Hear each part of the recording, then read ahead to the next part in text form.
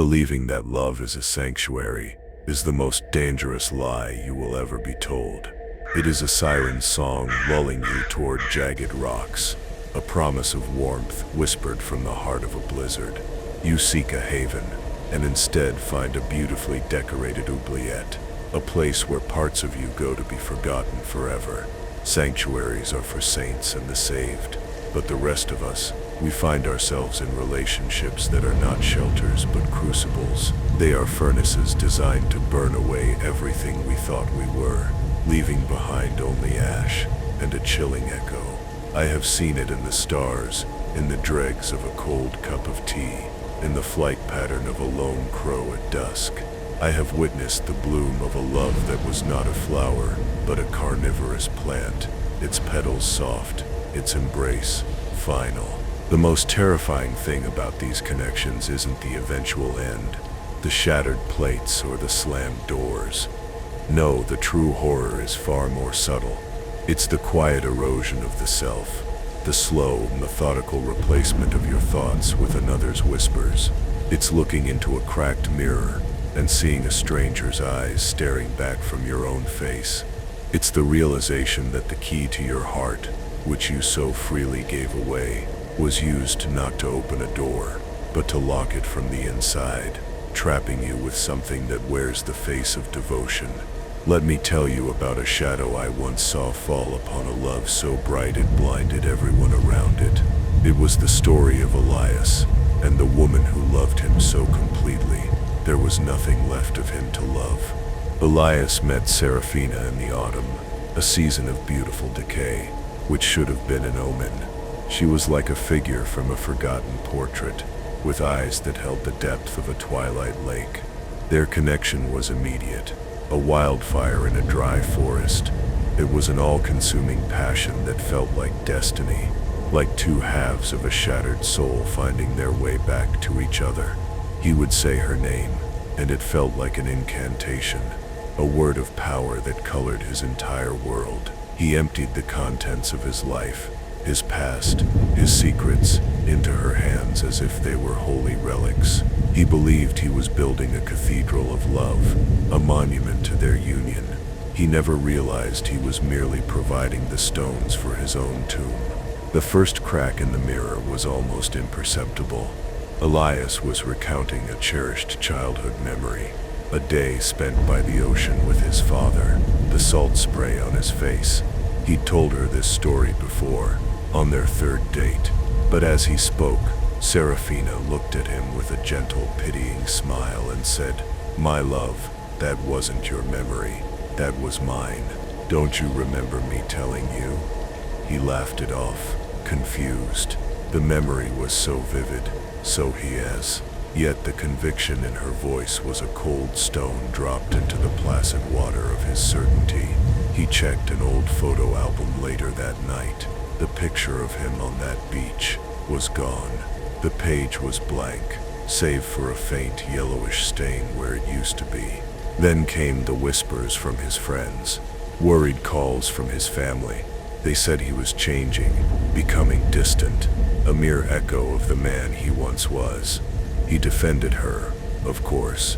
He argued that love transforms, that he was evolving, but their words were like the crow's feet, gathering at the corners of his eyes, signs of a life being drained away.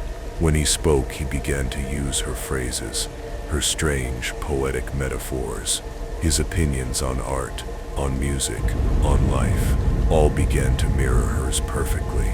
He thought it was harmony, the beautiful symphony of two souls in unison.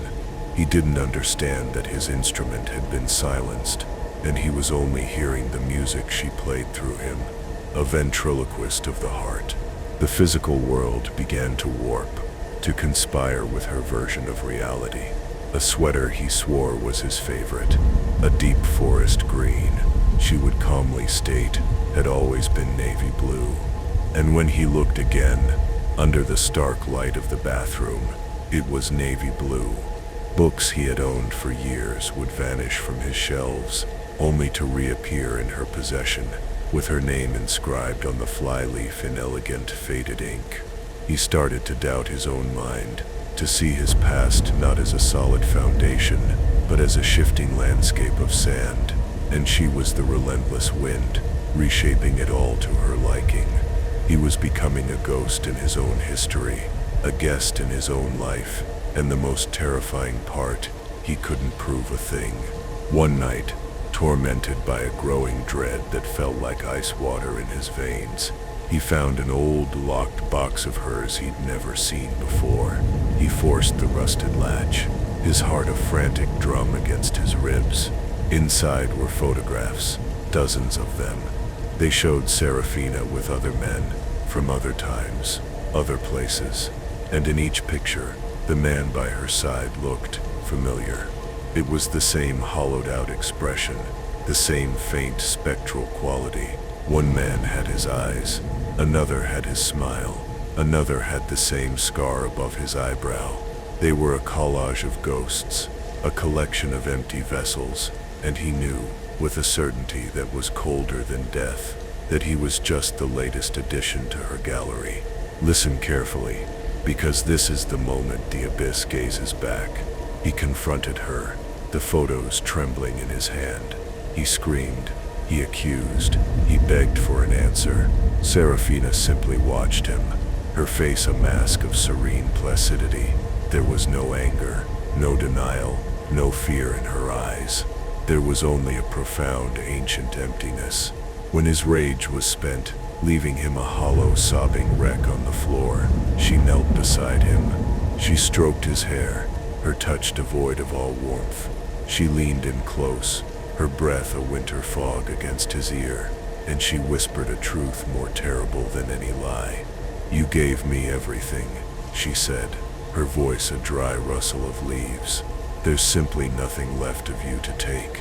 He stumbled to the bathroom, his body moving on some primal, terrified instinct. He needed to see his own face, to find some proof that he still existed. He flicked on the light, his eyes wide with a terror that was beyond screaming. He stared into the mirror above the sink, and the mirror stared back. Empty, it reflected the white tiled wall behind him, the flickering light bulb, the water-stained ceiling. But of Elias, there was nothing. Not a shimmer, not an outline, not a ghost. He was gone. The reflection was gone because the source had been consumed. He was a whisper in a room no one could enter, a memory no one could recall. Her love was perfect, you see. It left no remains. The world simply sealed itself over the hole he had left. His job posted an opening. His landlord rented his apartment to a young couple. His friends vaguely recalled a man they used to know, but his name was a word on the tip of their tongue they could never quite grasp. Serafina moved on, to a new city, a new season, a new name.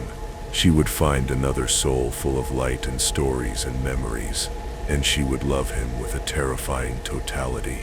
Because some things that claim to love you do not want to build a life with you. They want to wear your life like a coat, and when they have taken all its warmth for themselves, they simply discard it. Believing love will complete you is a mistake. Sometimes, it just erases you. But not all that consumes us seeks to erase. That is a simple, clean kind of horror. A more twisted darkness seeks to awaken what should have remained buried deep within your own soul. It doesn't want to empty you. It wants to fill you with a poison that has been waiting in your bloodline for generations. It offers a gift, wrapped in affection, and tied with a ribbon of devotion. A gift that isn't a gift at all, but a key. A key to a creaking door inside of you, behind which lies a legacy of broken crosses and forgotten sins. The kind of legacy that, once acknowledged, will demand a tribute paid in blood, and the price is always the one you love the most. Clara loved Julian with a quiet, steady warmth, like a hearth fire on a winter's night. He was her anchor in a world that had always felt chaotic and uncertain. For her birthday, he gave her a present that seemed as timeless and beautiful as his love for her. It was an antique music box, carved from a dark, unfamiliar wood, inlaid with mother-of-pearl that swirled like trapped nebulae. He told her it was a family heirloom, passed down for generations, and now he wanted it to be hers. When she wound the small brass key, it played a melody that was both enchanting and deeply melancholic. It sounded like a lullaby sung by a ghost, a tune that promised both comfort and sorrow. She placed a music box on her nightstand, a totem of their shared future. The melody became the soundtrack to their evenings, a gentle current in their sea of domestic peace. But a few weeks later, something changed. She would wake in the dead of night, the house silent and cold, and she would hear whispers, faint, sibilant sounds, like secrets being traded in a lightless room. They seemed to come from the music box, even though its lid was closed, its melody dormant. She told herself it was the house settling, the wind, her own imagination playing tricks. She refused to believe that this object of love could be the source of such an unsettling presence. The whispers grew bolder, clearer. They were not random noises. They were words. At first, they spoke of Julian. They revealed his small, harmless secrets. A white lie he'd told about enjoying her cooking. His secret fear of thunderstorms. The insecurity he felt about a colleague at work. Clara felt a strange, guilty thrill. It was a dark, forbidden intimacy, a window into the unguarded corners of his soul. She felt closer to him than ever, armed with knowledge he hadn't chosen to share. The whispers were a drug, and she was becoming an addict. She started to crave the silence of the night, waiting for the box to speak, to feed her more of his hidden self. But the truth is, the box was not a window. It was a hook, baited with the intoxicating lure of forbidden knowledge. Once it was certain it had her attention, once she began to trust its voice, the whispers changed their subject. They stopped talking about Julian. They began to talk about her. They spoke of things she didn't know, things she couldn't possibly know.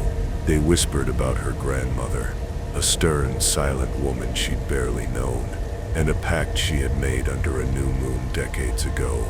They spoke of a stillborn twin, a secret buried with the old woman, a soul that had never drawn breath but had never truly left. The music box wasn't Julian's heirloom. It was hers. It had simply found its way back. I saw the threads of her fate then, stained and tangled. The wood of that box was carved from a gallows tree, a place of final whispers and spectral bargains. It did not play music. It played memories. Not the sweet, sun-drenched memories you keep in a frame, but the ones that fester in the dark, the kind that bleed through the floorboards of a family's history. Julian's love was never the point. His love was merely the catalyst, the warmth needed to hatch the serpent's egg that had lain dormant in her lineage for so long. He thought he was giving her a gift, but he was unwittingly performing the final step of an ancient, malevolent ritual. He was delivering the key back to its lock. The whispers took her on a journey through a past she never knew she had. They showed her visions in her sleep, strange, moonlit ceremonies in deep woods, figures cloaked in shadow, and the glint of a silver blade.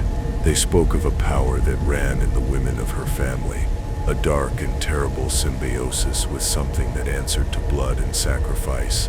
It was a power that granted insight, influence, and longevity, but its price was steep and always paid by another. The creaking door of her past had been forced open, and the cold ashes of forgotten sins were being scattered across the bed she shared with the man she loved. She was the heir to a throne she never wanted, in a kingdom of shadows. Clara tried to fight it. She put the box in the attic, wrapped in old blankets, but the whispers only grew louder, echoing directly inside her skull. She tried to tell Julian, but the words would turn to ash in her mouth. The power, the legacy, it would not allow itself to be exposed. It isolated her, turning her love for Julian into a cage. He would look at her with concern, seeing the new shadows under her eyes. the way she would flinch at a sudden noise, and he would try to comfort her. But his touch, once a source of warmth and safety, now felt like the brand of a sacrificial lamb. He was the innocent in a story written long before his birth. Then came the final, terrible revelation. The whispers told her of the covenant, the source of the family's power. To fully awaken her inheritance, to claim her birthright, a sacrifice was required, not of an animal or a stranger. The entity that granted this dark gift fed on something far more potent. It fed on love, a deep and genuine love, willingly severed. The music box was a test. It had guided her, taught her, and now it was giving her the final, non-negotiable command. It showed her what she had to do, the ritual she had to perform. And at the heart of that ritual, sleeping peacefully beside her, was Julian. His pure, unsuspecting love was to be the fuel that would ignite her power for a lifetime. And this is where everything changes for you, when you realize the choice is not between good and evil, but between two different hells. She could destroy the box, refuse the inheritance, but the whispers made it clear that the power once awakened could not be unmade. If it was not fed, it would turn inward. It would consume her, a slow, agonizing decay of mind and body.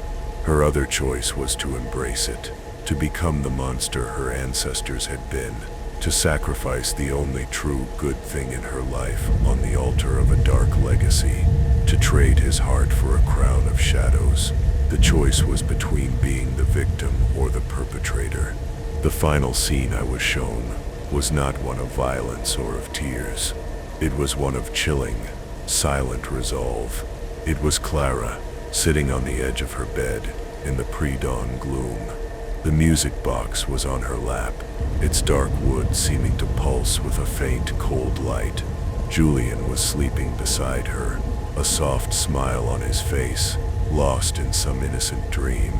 He looked so peaceful, so unaware of the cosmic horror that had entangled their lives.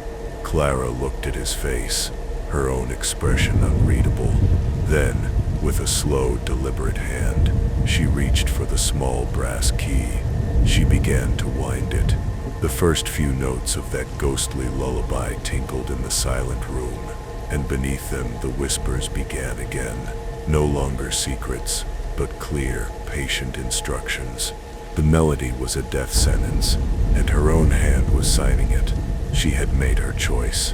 Or perhaps, the choice had been made for her generations ago, and she was just the final, tragic actress in a play she was born to perform. Love for Clara was not a sanctuary, it was a weapon that had been placed in her hands, aimed directly at the heart of the one person she was supposed to protect. It is a terrifying thought, is it not? That the person sleeping next to you might not be your partner in life, but the designated price for a bargain you know nothing about. Do you feel this dark message was meant for you? Has a gift ever felt more like a burden? Some darkness, however, does not come from a cursed object or a parasitic lover. It comes from within the love itself. A love so possessive, so pathologically desperate, that even the finality of death cannot sever its grip. This is a love that does not understand, till death do us part. For this kind of love, death is not an ending, it is merely a transformation. It sheds its skin of flesh and bone and becomes something else, something formless, patient, and utterly, eternally jealous. It becomes a shadow that falls over the rest of your life, ensuring that you will never again feel the warmth of another's touch. It keeps you for itself, a prisoner in a cold mausoleum of memory. Liam and Isla had the kind of love that poets write about and cynics mock. It was a whirlwind of passion, a deep, fierce connection that seemed to burn brighter than the sun. They were inseparable, not just companions, but extensions of each other. Isla, in particular, loved with a terrifying intensity. She would say things that sounded romantic at the time, but in retrospect were dripping with a dark possessiveness. "If you ever left me, I would die," she'd whisper. "And if I died, I would haunt you, just to make sure no one else could have you." Liam would laugh, holding her tight, mistaking the chains of obsession for the embrace of devotion. He had no idea how literal she was being. Her death was as sudden and violent as their love had been passionate. A car crash on a rain-slicked road. One moment she was there, laughing and full of life. The next, she was gone.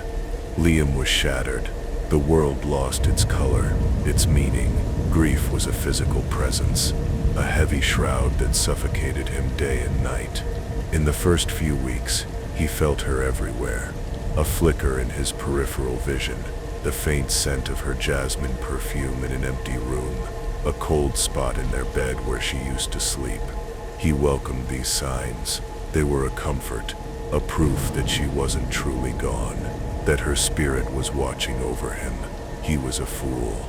I saw her spirit, tethered to him, but the rope was not woven from the golden threads of love. It was a chain, cold and rusted, forged in the fires of an insatiable need. Grief was the banquet she fed upon, and his tears were her wine. The thing that lingered was not the beautiful, vibrant Isla he had loved. It was an echo, a shade, twisted and deformed by its one single remaining desire to possess him, to keep him forever. It was not a guardian angel. It was a spectral jailer, and his sorrow was the lock on his cell door. Her love had not been purified by death. It had been distilled to its most toxic, concentrated essence. The first time he tried to step out of the gray fog of his mourning, the haunting changed. He agreed to have a coffee with a coworker, a kind woman who had been patient with his grief.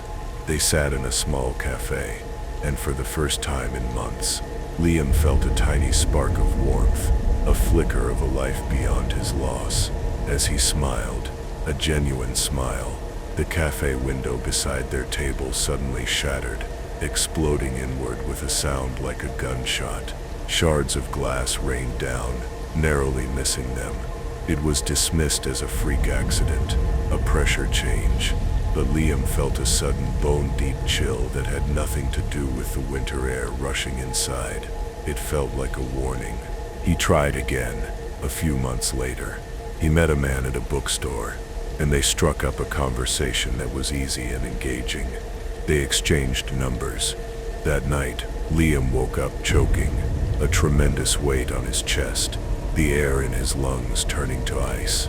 He saw a shape in the darkness of his room, a vaguely female form made of pure, roiling shadow, its presence a vortex of absolute cold and raw, undiluted malice. It wasn't Isla, it was the thing that wore her memory.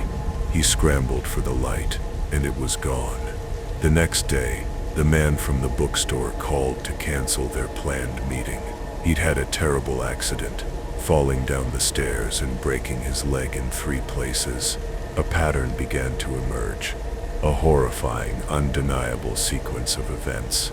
Every time Liam attempted to form a new connection, to let even a sliver of light into his life, disaster would strike. A potential friend would get into a car wreck. A date would be struck with a sudden violent illness.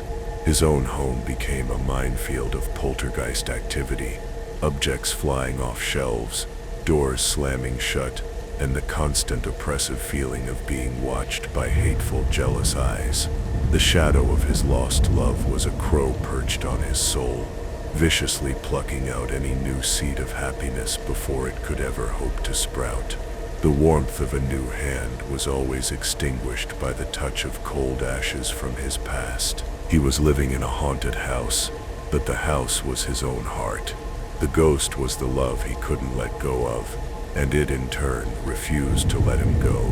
He became a pariah, isolated not by choice but by a supernatural curse. People began to see him as bad luck, a harbinger of misfortune. He was utterly alone, trapped with a monstrous entity that fed on his misery and starved his hope. He realized this wasn't protection, this wasn't love, this was a siege. The entity didn't want him to be happy. It didn't want him to be safe. It wanted him to be miserable, because his misery was the only thing that kept it tethered to this world. His sorrow was its food, its air, its reason for being. Desperate, Liam sought out help, not from priests or paranormal investigators, but from older, darker sources of knowledge. He learned that what clung to him was a type of spiritual parasite, an obsessive shade that had latched onto his life force through the conduit of their intense shared emotions. It was the echo of Isla's possessiveness, now freed from the constraints of a mortal body and conscience. To sever the connection, he would need to perform a ritual of unbinding, a conscious and forceful rejection of the memory he had clung to so desperately. He would have to burn the relics, sever the ties, and declare his life his own again. But the entity would not let go without a fight. The night of the ritual, a storm raged outside, a perfect reflection of the tempest in his soul. He gathered her things, photographs, letters, a lock of her hair, and placed them in a metal basin in the center of a salt circle. As he began to chant the words of severing he had learned, the temperature in the room plummeted. The shadows in the corners of the room deepened, coalesced, and rose up into a single, shrieking form. It had the vague shape of a woman, but its face was a vortex of swirling darkness, and its eyes were twin embers of cold, hateful fire. The scent of jasmine was thick in the air, but it was corrupted, cloying, the smell of rotting funeral flowers. Now, imagine this. The shadowy thing lunged at him, its silent scream a psychic blow that threw him back against the wall. The whispers filled his mind, not in a human voice, but in pure, distilled emotion. It was Isla's voice, her memories, her feelings, but twisted into a weapon. It showed him their happiest moments, then curdled them, showing him how her love was always a cage. It offered him a choice. He could stop the ritual, extinguish the flame, and let her take him, join her in the cold, gray eternity she inhabited. They could be together forever, two ghosts haunting the ruins of his life. Or he could finish the ritual and face her full, unrestrained Wereth. He chose to fight. He scrambled back to the basin, his hands shaking, his mind reeling from the psychic assault. He held a single photograph of them, smiling on a summer day, a picture that had once brought him so much comfort. Now it felt like a cursed object. He knew what he had to do. He had to burn it. He had to destroy the symbol of their union to save himself from its monstrous legacy. He struck a match, the small flame a defiant star in the oppressive darkness. The shadow thing shrieked and surged toward him, no longer begging, no longer tempting, but coming to destroy. The final image I saw was of Liam, his face illuminated by the tiny wavering flame, his eyes filled with terror and resolve, as the embodiment of a dead, obsessive love lunged forward to consume him whole. These are not just stories meant to frighten you before you sleep. They are echoes. They are warnings etched in the frost on a window pane, whispers carried on a cold draft from beneath a locked door. They are the truth that nobody tells you when they speak of love, romance, and soulmates. The truth is that the human heart can be the most haunted house of all. It is a place of secret passages, locked rooms, and forgotten graves. And sometimes, when we give someone the key, we are not inviting them in for shelter. We are inviting them to become the new ghost that will roam its halls forever, long after the living have fled. We search for a love that completes us, a love that makes us whole. But what if the thing we find wants to do more than that? What if it wants to consume us, to rewrite our past, or to chain us to a future of unending sorrow? The love that erases, the love that awakens a curse, the love that haunts from beyond the grave. They are all born from the same seed. They are born from a love that is not about union, but about ownership. A love that says you are mine, not I am yours. It is the most common form of black magic in the world, practiced by millions who have no idea they are casting a spell. Think of the relationships in your own life. Think of the promises made, the secrets shared. Look closely at the gifts you have been given, at the reflections of yourself you see in your partner's eyes. Is the person you are today truly you, or are you a carefully edited version, a story retold by another? Do you ever feel a chill when there is no breeze? Do you ever feel a sense of dread when all should be well? Do not dismiss these feelings. They are your soul's first and last line of defense. They are the tremor that warns of the coming earthquake. They are the whisper from beyond the veil of your own denial, trying to tell you to run. The greatest horror is not the monster under the bed. It is the monster that lies in the bed beside you, whispering your name. It is the slow, creeping realization that the sanctuary you built is actually a prison, and the person you love is not your partner, but your warden. It is the understanding that the chains we wear are often the ones we mistake for jewelry. So I ask you to look again. Look deeper. Look past the smiles and the sweet words. Look into the shadows that dance behind their eyes. What do you see there? Is it a reflection of your own love, or is it something else? Something ancient, something hungry, waiting patiently for you to let your guard down completely. Do you feel this dark message was meant for you? Did one of these shadows brush against your own heart? A cold finger tracing a story you thought was yours alone? Leave your mark in the comments below. Let the ether know you have listened, that you have understood the warning. There is a strange comfort in knowing you are not the only one who has heard the whispers in the night, who has seen the ghost in the mirror. Share your echo in the darkness. It is a testament that you have survived, or a plea from one who is still trapped. Both are equally important. Both must be heard. For those of you who find a resonance in these visions, for those whose souls are attuned to the frequencies of the unseen and the unspoken, this is your harbor. This is not a channel of entertainment. It is a congregation of witnesses. We gather here to listen to the whispers that others are too afraid to hear. We share the visions that society dismisses as nightmares. If these truths resonate with the darkness inside you, then join our circle. Every soul that joins feeds the voice that whispers from the darkness. Subscribe and listen. Let your presence be a candle in the gloom, another point of light for the lost to navigate by. And as you leave this space, carry this with you. Do not fear the dark. Fear the light that casts it. Fear the brilliant, blinding love that makes you ignore the long, distorted shadow it creates behind you. That shadow is where the truth resides. It is where the forgotten pieces of yourself are hidden. It is where the ghosts of a love's true nature dance when you are not looking. Do not turn your back on it. Gaze into it. Acknowledge it. For it is better to live with a terrifying truth than to find comfort in a beautiful, all-consuming lie. Because the lie will eventually demand a price that your very soul cannot afford to pay. Be watchful. Be awake. The night is long, and not all who wander in it are lost. Some are hunting.